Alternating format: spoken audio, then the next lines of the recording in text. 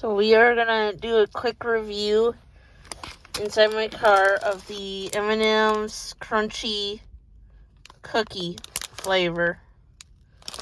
So I just noticed this at Walmart today. So we're gonna look at the back here.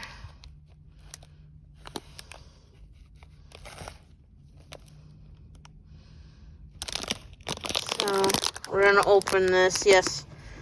While I'm holding on to my iPhone while doing this in the car.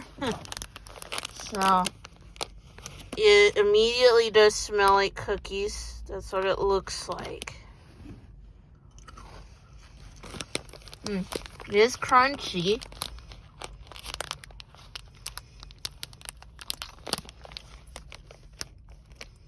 It tastes a little bit like a sugar cookie, I would say. A chocolate sugar cookie. It is crunchy, though. Yeah.